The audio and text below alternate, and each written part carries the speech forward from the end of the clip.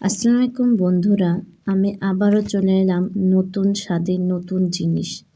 শীত মানেই পিঠাপুলির উৎসব, যা শীতের সময় সবাই বানার চেষ্টা করে নিত্য নতুন পিঠা উৎসব। আমিও সেভাবে একটা বানিয়েছি ঝাল পিঠা, যা শীতের সময় খেতে অনেক ভালো লাগে। আবার শীত আবহাওয়া খুব একটু ভালো, এজন্য শুরু করা যাক। আমি প্রথমে চালের গুঁড়া নিলাম, অল্প লবণ, অল্প হলুদের গুঁড়া মিশিয়ে নিয়ে আস্তে আস্তে আটাটা মেখে নেব।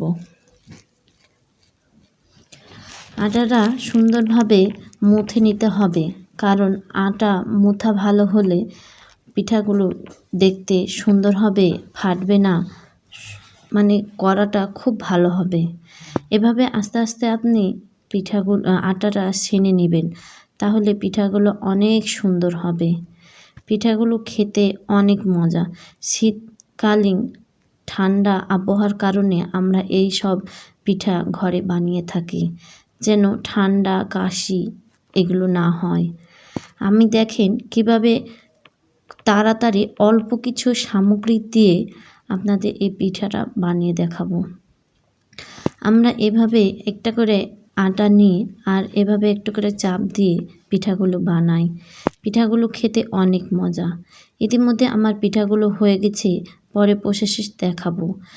আমি কড়াইয়ে তেল নিলাম, তেজপাতা, লং, এলাচ সব দিলাম।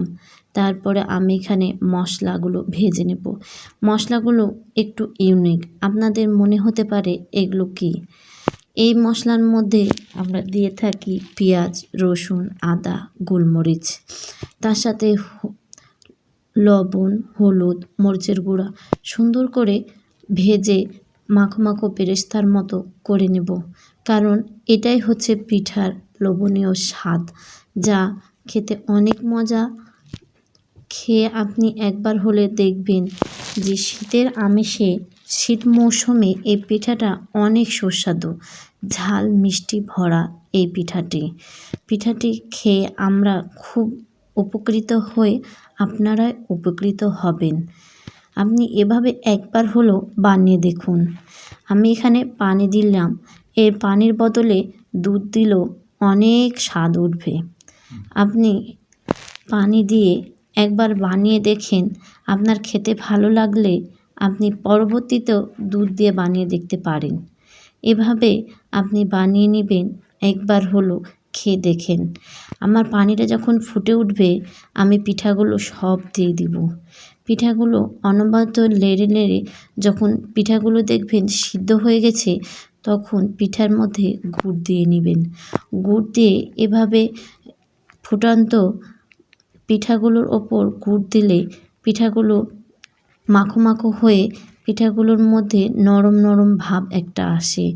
এর মধ্যে আমি কিছু আটা নিয়ে নিচ্ছি, যা পিঠার মধ্যে ঘনত্বটা বাড়ানোর জন্য করেছি।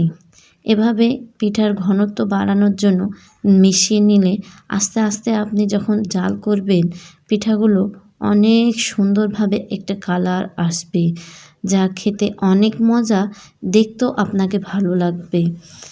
আস্তে আস্তে অনবরত লাড়তে লাড়তে যখন একটা ব্রাউন কালার হয়ে আসবে, তখন পিঠাগুলো নামিয়ে নেবেন। আল্লাহ হাফেজ।